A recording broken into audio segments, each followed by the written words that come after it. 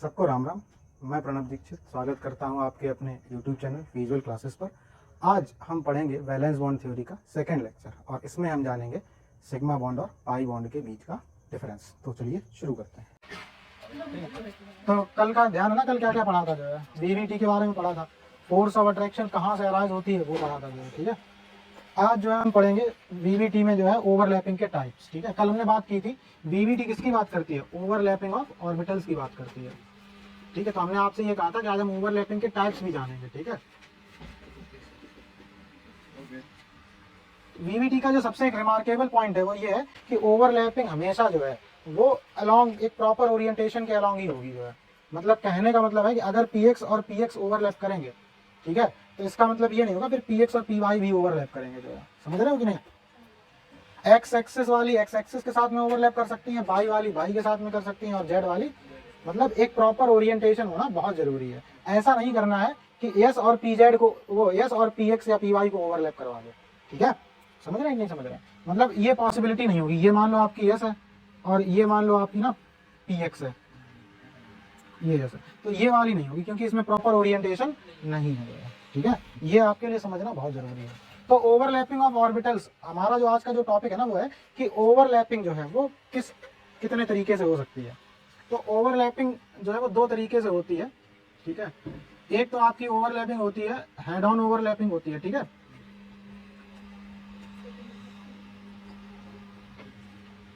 Head on overlapping को और हम क्या बोल देते हैं, एक्सियल ओवरलैपिंग बोल देते हैं। हाँ। ठीक, दूसरी जो ओवरलैपिंग होती है वो कौन सी होती है आपकी, साइडवेज ओवरलैपिंग। ठीक है,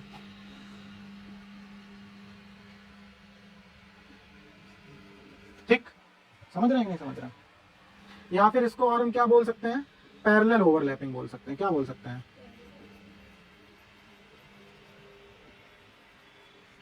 कोई भी प्रॉब्लम। तो अगर आपकी ओवरलैपिंग हेड ऑन हो रही है या एक्सियल हो रही है तो यहां से हमें मिलती है सिग्मा बॉन्ड। क्या मिलती है,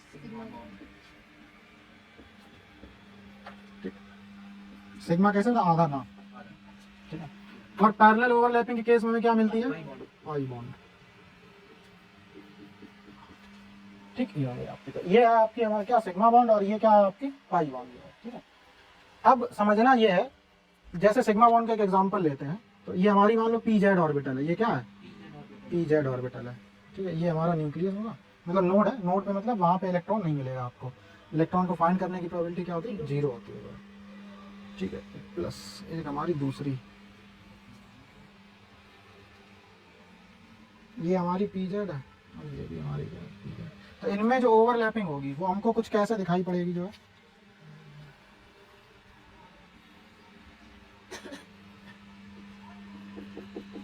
ये ओवरलैपिंग हो रही है कि नहीं हो रही है। तो जरा ध्यान से समझो, यहाँ पे इस तरीके से जो हेड ऑन ओवरलैपिंग होगी वो इस तरीके से दिखती है जो है। ठीक है, अब होता क्या है कि यहाँ पर जो न्यूक्लियस और जो इलेक्ट्रॉन डेंसिटी या जो ओवरलैपिंग एरिया है वो सेम एक्सिस पे लाई करेंगे। न्यूक्लियस और इंटर न्यूक्लियर एक्सिस और ओवरलैपिंग एरिया वो सेम एक्सिस पर होंगे। ठीक है ना, उनकी एक्सिस चेंज नहीं होगी। आप देखो न्यूक्लियस भी किस पे है, जेड एक्सिस पे है, ओवरलैपिंग एरिया भी किस पे है, जेड एक्सिस पे है।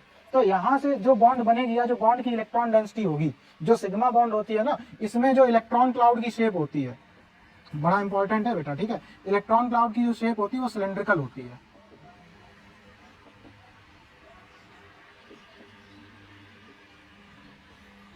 मतलब अगर हम केवल और केवल यहाँ पर क्या बनाए, इसका केवल इलेक्ट्रॉन डेंसिटी बनाए सिग्मा बॉन्ड का, तो वो इलेक्ट्रॉन डेंसिटी कुछ ऐसी बनेगी जो है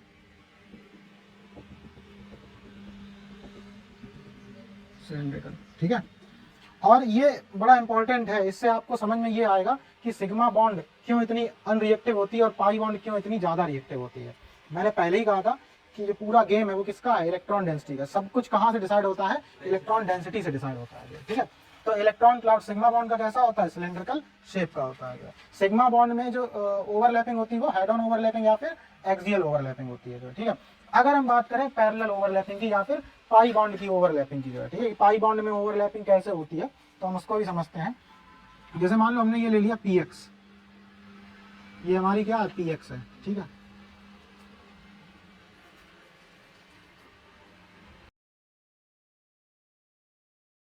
अब देखो यहाँ पे, अब इधर देखो यहाँ पे, जब px और px में जो है क्या हुई, जो है पैरेलल ओवरलैपिंग, हेड ऑन नहीं है ये पैरेलल ओवरलैपिंग है, ठीक है। हाँ, साइडवेज या पैरेलल ओवरलैपिंग मतलब एक ही बात होती है जो है, ठीक है।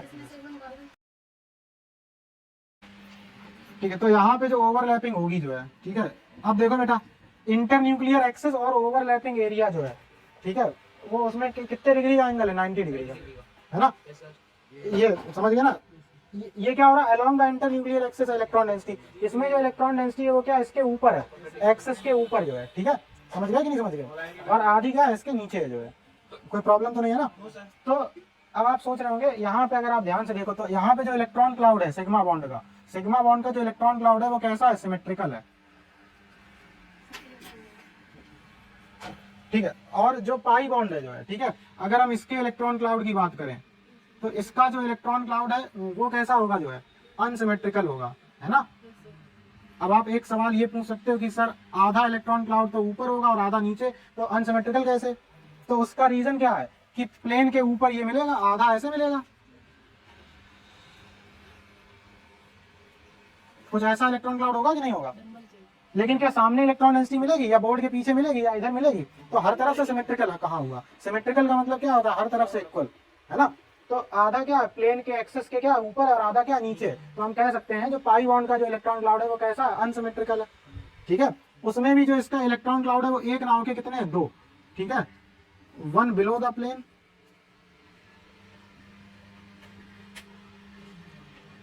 Plus 1 above the plane.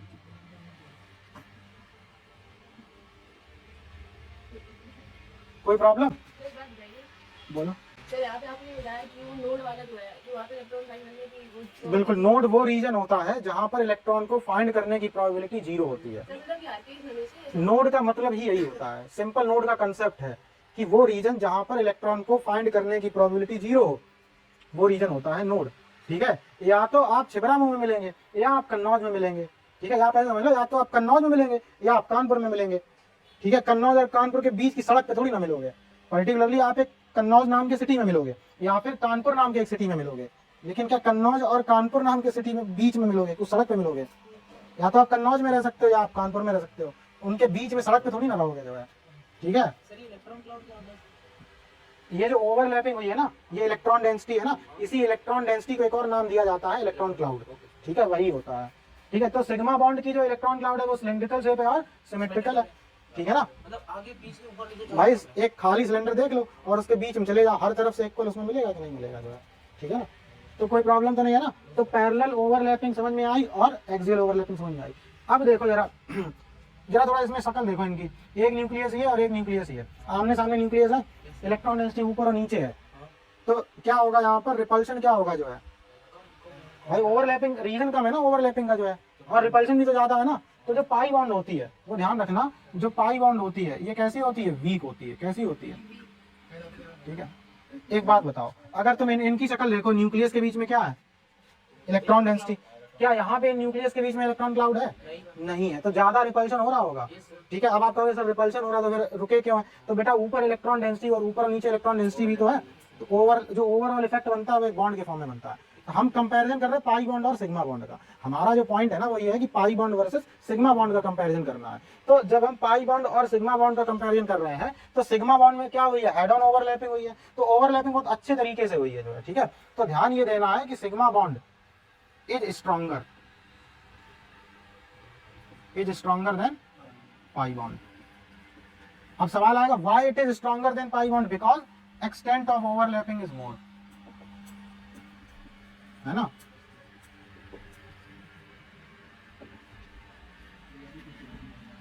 समझ में आ रही बात की नहीं। इसको ऐसे समझ लो कि तुम अपने दोस्त से जाके गले मिलो और तब तुम्हें कोई हटाए, और तुम अपने दोस्त के ऐसे हाथ डाल के चल रहे हो तब तुम्हें कोई हटाए, किस केस में आसानी होगी हटाने में, हाथ डाल के चल रहे हैं। ठीक है, उस केस में ज्यादा दिक्कत नहीं होगी। तो बस वही है, ठीक है। बात समझ में आ रही है। जो है होली पे क्या होता है, दोस्त से मिलते हो, कुछ दोस्त तुम गले मिलते हो, कुछ के पास हाथ डाले खड़े रहते हो, है ना। समझ गए कि नहीं समझ गए जो है, हाँ कोई दिक्कत तो नहीं है ना। तो पाई बॉन्ड जो है वो वीक होती है। Why pi bond is weak, because यहाँ पर ओवरलैपिंग का जो अमाउंट है, एक्सटेंट है, वो कम है। जबकि सिग्मा बॉन्ड में क्या होता है, ओवरलैपिंग अच्छी खासी होती है। तो उस वजह से अब क्योंकि देखो ओवरलैपिंग ज्यादा है तो दोनों के न्यूक्लियस के बीच में इलेक्ट्रॉन डेंसिटी ज्यादा होगी, तो न्यूक्लियस के बीच में रिपल्शन बहुत कम हो जाएगा।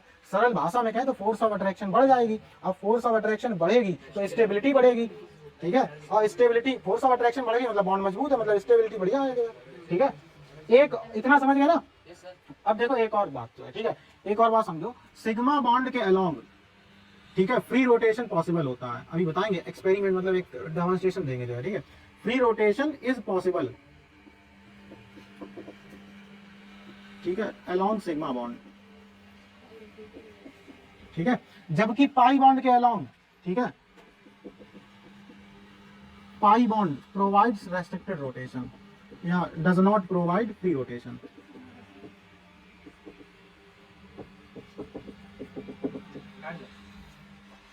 काट दो, किसका काट दो, काट दो। तो जो पाई बॉन्ड है वो does not provide free rotation जो है, ठीक है ना, समझ गए इतना जो है। जो सिग्मा बॉन्ड है it is providing free rotation where as pi bond does not provide free rotation. कोई प्रॉब्लम? ठीक है, हम ठीक है, इतना क्लियर हो गया कि नहीं? ठीक है, यहाँ तक कोई डाउट? एक बार चीजों को समअप कर ले। ओवरलैपिंग कितने टाइप की होती है? दो टाइप की, एक हेड ऑन ओवरलैपिंग, दूसरी साइडवेज ओवरलैपिंग। ठीक है। और जो हेड ऑन ओवरलैपिंग से कौन सी बॉन्ड बनेगी? Sigma bond. साइडवेज से कौन सी बनेगी? Pi bond. सिग्मा बॉन्ड का जो इलेक्ट्रॉन क्लाउड होता है वो सिलेंड्रिकल शेप का होता है और सिमेट्रिकल होता है। पाई बॉन्ड का आधा इलेक्ट्रॉन क्लाउड ऊपर मिलेगा और आधा प्लेन के नीचे मिलेगा। Plane in the sense internuclear axis. Symmetrical कैसा होता है बेटा? जैसे ये सर्कल है, इसको सेंटर से एक लाइन भेजो, ठीक है, आधा इधर आधा इधर, या शेप को बीच में से काट दो तो दूसरा हिस्सा भी दूसरे शेप जैसा दिखेगा, बोलो, तो वो सिमेट्रिकल है, लेकिन बीच में से ही काटना है। अब और देखो, अगर सेंटर से भेजोगे तो देखो ये भी सिमेट्रिकल है कि नहीं है, समझिए, तो ये सिमेट्री होती है, ठीक है। सिमेट्री पे भी क्लास होगी क्योंकि ऑप्टिकल आइसोमेरिज्म में जरूरत पड़ेगी जो है आपको सिमेट्री समझने की। अगर आप सिमेट्री समझ गए तो आपको ऑप्टिकल आइसोमेरिज्म आ जाएगी जो है, ठीक है। ऑप्टिकल आइसोमेरिज्म का सिंपल सा एक लाइन का कंसेप्ट है कि अगर सिमेट्री है तो ऑप्टिकली इनएक्टिव, नहीं है तो ऑप्टिकली एक्टिव। डिटेल में वहीं पे बात करेंगे। हेलो एल्केन, हेलो वाइंस, उसी में है बट अभी उस पर बात नहीं करते हैं, ठीक है, उसमें भी है, ठीक है। कंसेप्ट वही है, मैंने कहा ऑप्टिकल आइसोमेरिज्म का कंसेप्ट क्या है कि अगर सिमेट्री दिख जाए ऑप्टिकली इनएक्टिव, ना दिखे सिमेट्री तो ऑप्टिकली एक्टिव, ठीक है ना। हाँ, तो समझ गए ना।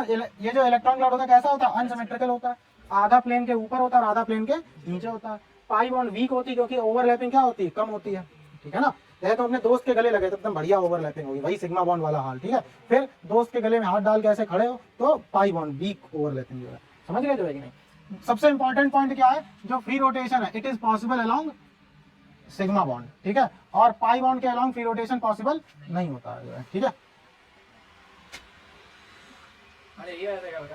ये बंद कर दो, नोट कर लिया ना सबने? जी सर। ठीक है। अब एक डिमॉन्स्ट्रेशन से समझो सिग्मा बॉन्ड को और पाई बॉन्ड को कि फ्री रोटेशन पॉसिबल होता है सिग्मा बॉन्ड में। ये हमारे पास में दो एटम्स हैं और इसमें ये जो रॉड है ये सिग्मा बॉन्ड को रिप्रेजेंट कर रही है। यही सिग्मा बॉन्ड का जो इलेक्ट्रॉन क्लाउड होता है वो इसी में होता है, ठीक है, सिलेंड्रिकल शेप में। तो अगर आप देखो हम एक को फिक्स कर लें तो दूसरा एटम अपनी पोजीशन चेंज कर पा रहा है कि नहीं कर पा रहा है? बोलो, कर रहा है ना। तो मतलब यहाँ पे क्या फ्री रोटेशन पॉसिबल है, ठीक है ना। वहीं पे अगर हम एक दूसरा मॉडल लें तो यहाँ पे एक इलेक्ट्रॉन क्लाउड क्या है? ऊपर है और एक इलेक्ट्रॉन क्लाउड क्या है? नीचे। तो इसके अलावा क्या फ्री रोटेशन पॉसिबल होगा? और अगर करवाओगे तो ये बॉन्ड क्या होगी? टूट जाएगी।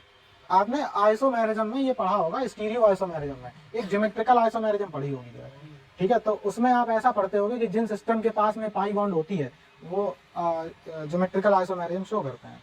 उसका रीजन क्या है कि पाई बॉन्ड क्या प्रोवाइड करते हैं? Restricted rotation.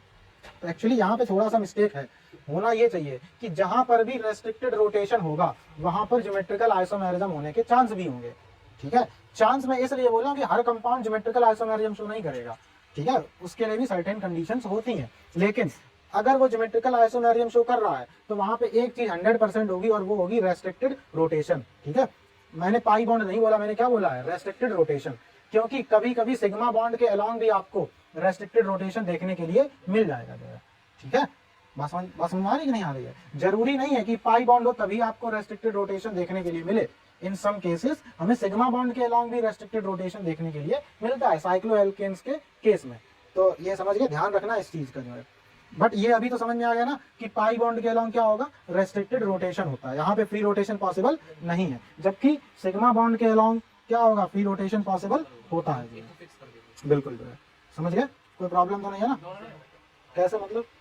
दोनों फिक्स नहीं होते। नहीं, ये करो दोनों रोटेट नहीं होता है। अरे ट्रक का पहिया है ना, उसके बीच में एक एक्सल जुड़ी होती है, बस वैसे ही समझ लो। अगर उनके बीच में 2 एक्सल लगा दोगे तो फिर वो पहिया घूमेंगे, तो समझ गए ना, वो चीज़ है। तो वो जो ट्रक के जो 2 पहिए हैं ये, और ये इनके बीच में एक्सल है, और केमिस्ट्री में क्या है, ये एटम्स है, इनके बीच में ये क्या बनी है, सिग्मा बॉन्ड बनी है। ठीक है, बात समझ में आ गई कि नहीं? बॉन्ड बेसिकली मतलब फोर्स ऑफ अट्रैक्शन, और ऐसी फोर्स ऑफ अट्रैक्शन जो हेड ऑन ओवरलैपिंग से बनी हो उसको कहते हैं सिग्मा बॉन्ड जो है।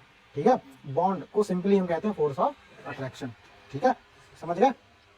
दूसरी क्या है, पाई बॉन्ड है, तो इसमें क्या होगा, रेस्ट्रिक्टेड रोटेशन, इसमें फ्री रोटेशन पॉसिबल नहीं है जो है। कोई प्रॉब्लम तो नहीं है ना इसमें? इतना समझ में आ गया? बोलो तुम बताओ बेटा, हो गया ना सबको क्लियर? ठीक है। अच्छा एक और चीज यहाँ पे देखो, इसे हटा दे। तो पाई और सिग्मा बॉन्ड में कौन मजबूत होगा और वीक कौन होगा? ठीक है, अगर मैं आपसे ये पूछूं कि पाई बॉन्ड और सिग्मा बॉन्ड में कौन सी बॉन्ड जल्दी रिएक्ट करेगी, इसका रीजन क्या होगा? सर पाई बॉन्ड में जल्दी हो जाएगी। ठीक है, इसको हम एक एग्जांपल से समझेंगे। ठीक है, एक एग्जांपल से समझो। देखो रिएक्ट करने का मतलब क्या होता है जरा? कि कोई रिएजेंट आएगा उसके साथ आप जल्दी जल्दी रिएक्ट कर लो। ठीक है, इसको समझो ऐसे, अगर हम इलेक्ट्रॉन क्लाउड बनाएं तो सिग्मा बॉन्ड का इलेक्ट्रॉन क्लाउड क्या होगा, कुछ ऐसा होगा। ये इंटर न्यूक्लियर एक्सिस है, और कल हमने क्या पढ़ा था कि इंटर न्यूक्लियर एक्सिस को हम क्या मानते हैं, जेड एक्सिस। बाई कन्वेंशन हम क्या लेते हैं, जेड एक्सिस को इंटर न्यूक्लियर एक्सिस लेते हैं। ठीक है, तो इसका इलेक्ट्रॉन क्लाउड क्या है, सिमेट्रिकल है। ठीक है, समझ गया? और ये हमारी इंटर न्यूक्लियर एक्सिस है।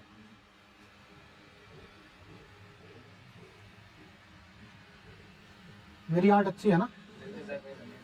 थैंक यू बेटा, थैंक यू। ठीक है, ठीक है, तो बेटा एक बात बताओ, किसका इलेक्ट्रॉन डेंसिटी ज्यादा फैला हुआ है? ऊपर वाले का। ये पाई बॉन्ड है ना? सर ऊपर मतलब सिग्मा बॉन्ड ज़्यादा फैला हुआ है। मुझे लग रहा पाई बॉन्ड का ज्यादा फैला हुआ है। ये सिमेट्रिकल है। ठीक है, बस समझ आ रही, ये सिमेट्रिकल है।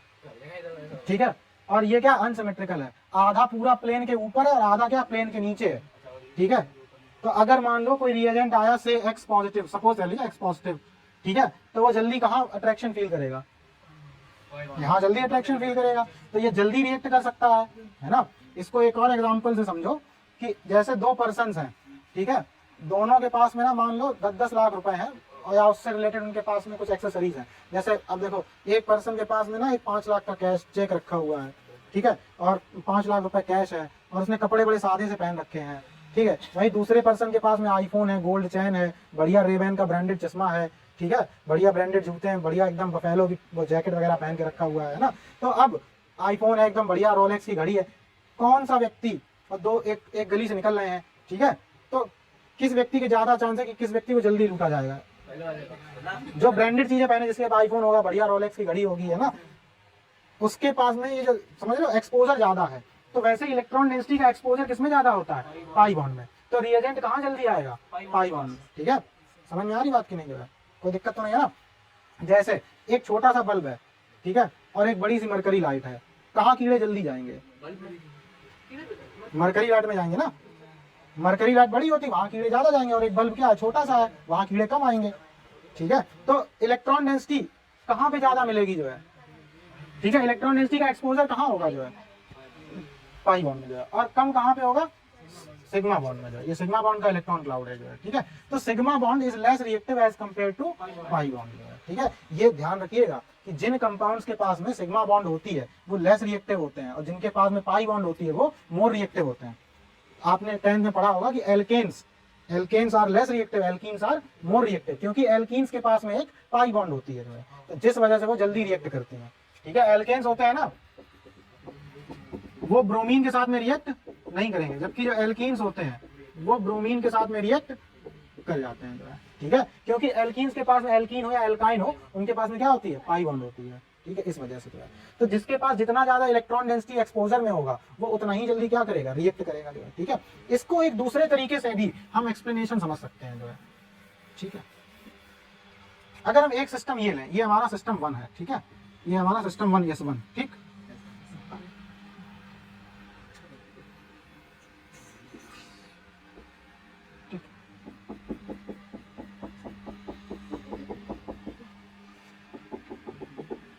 ये एक पाई बॉन्ड है, वो पी ऑर्बिटल है, और ये एक पी ऑर्बिटल है। यहाँ पे बनी क्या,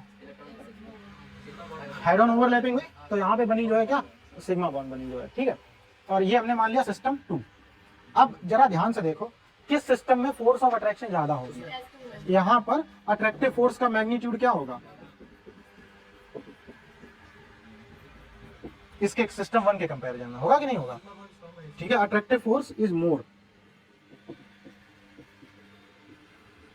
एज कंपेयर्ड टू, ठीक है, सिस्टम 1, क्योंकि यहाँ पर न्यूक्लियस को रिपल्शन थोड़ा ज्यादा मिल रहा होगा, अट्रैक्शन कम मिलेगा, तो यहाँ पे फोर्स ऑफ अट्रैक्शन क्या है, ज्यादा है, अट्रैक्टिव फोर्स का जो मैग्नीट्यूड है वो क्या होगा, ज्यादा होगा। और जहां फोर्स ऑफ अट्रैक्शन ज्यादा होगी स्टेबिलिटी भी ज्यादा होगी, ठीक है। तो सरल भाषा में कहें तो सिस्टम 2 जिसमें क्या है, सिग्मा बॉन्ड है, ठीक है, इज मोर स्टेबल, ठीक है। सिस्टम 1 में क्या है, पाई बॉन्ड है, तो कौन ज्यादा स्टेबल है, S2 और लेस स्टेबल कौन है, S1।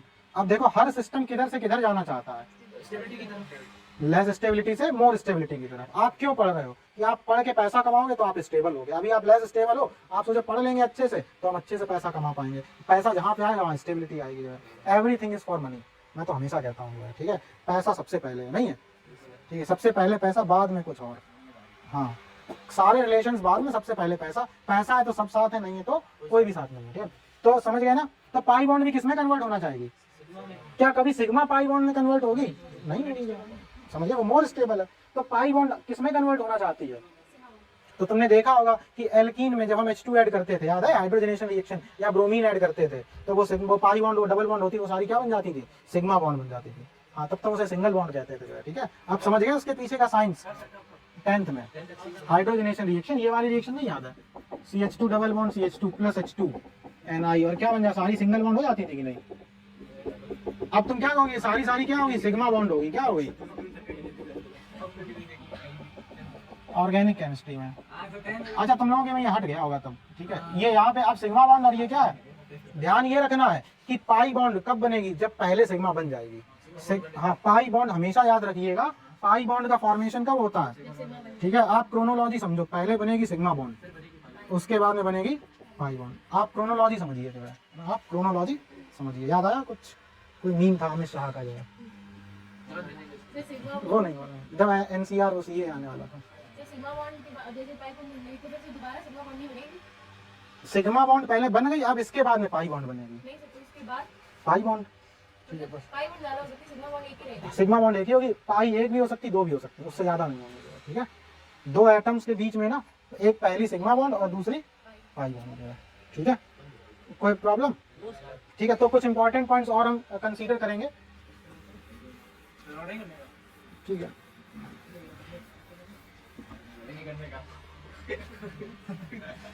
देखो यहाँ समझो, पहला पॉइंट क्या है, ठीक है, sigma bond is stronger than pi bond.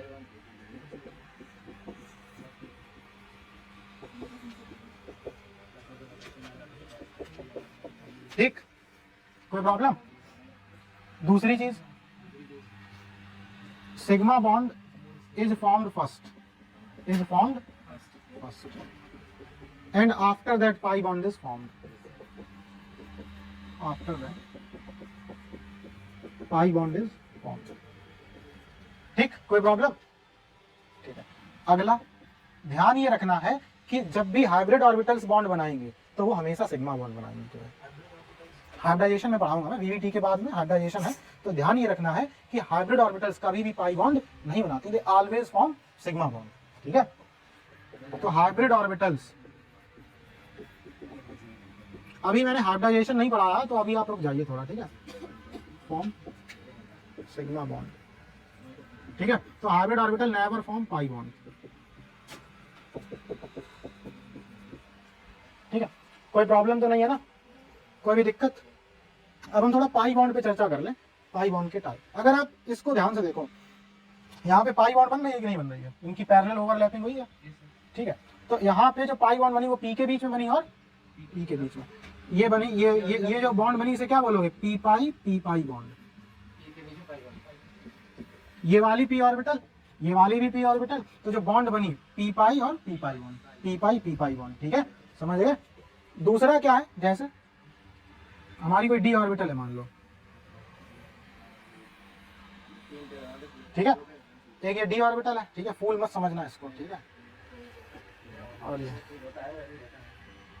ठीक है, तो ये जो बॉन्ड बनी, ठीक है ना, ऐसा तसल्ली से देख लो तुम,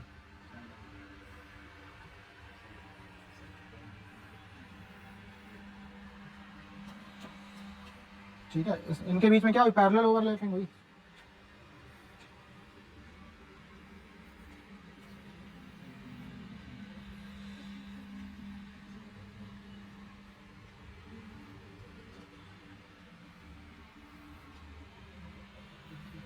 ठीक है। तो ये जो ओवरलैपिंग हुई बेटा, ये किसके बीच में हुई, एक तो डी ऑर्बिटल के बीच में हुई और एक पी ऑर्बिटल में। तो आप इसे क्या कह सकते हो, पी पाई डी पाई बॉन्ड कह सकते हो, क्या कह सकते हो, ठीक है, पी के बीच में और डी के बीच में बॉन्डिंग हुई है, तो पी पाई और डी पाई बॉन्ड, ये पी पाई डी पाई बॉन्डिंग हो गई, ठीक है, समझ गए कि नहीं समझ गए, जो है कोई प्रॉब्लम तो नहीं है ना, यहाँ तक कोई डाउट, ठीक है। ऐसे ही एक क्या हो सकता है कि हम डी ऑर्बिटल ले लें दोनों,